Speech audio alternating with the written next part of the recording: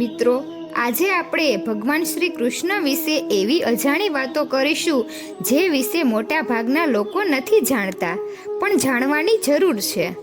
ઘણી વાતો છે ભગવાન શ્રી કૃષ્ણ વિશે જે ઘણા ઓછા લોકો જાણે છે. તેમાંનો એક પ્રસંગ હું તમને અહીં જણાવી રહી છું. મહાભારતમાં તમે એકલવ્ય વિશે સાંભળ્યું જ હશે, જે ઘણો સારો ધનુર્ધર હતો અને ગુરુ દ્રોણાચાર્ય વડે તેનો જમણો અંગૂઠો ગુરુ દક્ષિણામાં માંગવામાં આવ્યો હતો. જોકે આ હકીકત ઘણા ઓછા લોકો જાણતા હશે કે એકલવ્ય અને શ્રી કૃષ્ણ પરસ્પર ભાઈઓ હતા. એકલવ્યના પિતાજી દેવશુરુ શ્રી કૃષ્ણના જનક પિતા વાસુદેવના ભાઈ હતા.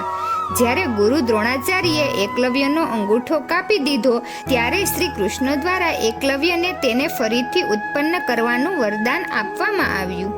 એકલવ્યએ તે અંગૂઠાની જગ્યાએ દુષ્ટ ઘુમ્નને યજ્ઞની અગ્નિથી ઉત્પન્ન કર્યો, જેનો માત્ર અને માત્ર હેતુ ગુરુ દ્રોણાચાર્યથી બદલો લેવાનો હતો. આવું પણ કહેવામાં આવે છે કે શ્રી કૃષ્ણએ એકલવ્યનો સંહાર કર્યો. દેવશુરુ ભીલોના રાજા નિષાદ વ્યતરાજ હિરણ્ય ધનુષની દત્તક સંતાન હતા. જ્યારે એકલવ્યએ પોતાના અંગૂઠાનું બલિદાન આપ્યું તે પછી તેની અંદર સર્વશ્રેષ્ઠ ધનુર્ધર બનવાની તૃષ્ણા વધારે પરબ થઈ, જેને પ્રાપ્ત કરવા માટે તે સત્યના પથથી ભ્રમિત થઈ ગયો.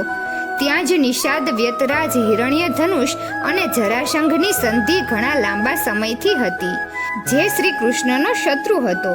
જ્યારે શ્રી કૃષ્ણ રૂકમણીને લઈને આવી રહ્યા હતા ત્યારે એકલવ્ય શિશુપાલ અને જરાસંઘની સાથે મળીને તેમને રોકવાનો પ્રયાસ કર્યો હતો. જ્યારે એકલવ્યએ શ્રી કૃષ્ણને મારવાનો પ્રયાસ કર્યો ત્યારે શ્રી કૃષ્ણએ એક ચટ્ટાનને ખસેડીને એકલવ્યનો વધ કર્યો હતો. આ વાત ઘણા ઓછા લોકો જાણે છે કે એકલવ્યનો વધ કેવી રીતે થયો અને તેની વંશાવલી શું છે. ચાલો આપણે આવો એક બીજો પ્રસંગ પણ જાણીએ. સાંદીપની મુનિના આશ્રમમાં વિદ્યાભ્યાસ દરમિયાન ગરીબ સુદામાના તેઓ મિત્ર હતા.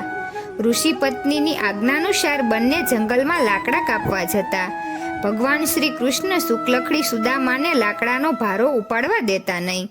આખે રસ્તે ભારો ઉપાડીને આશ્રમ નજીક આવે ત્યારે સુદામાને ભારો ઉપાડવા આપતા.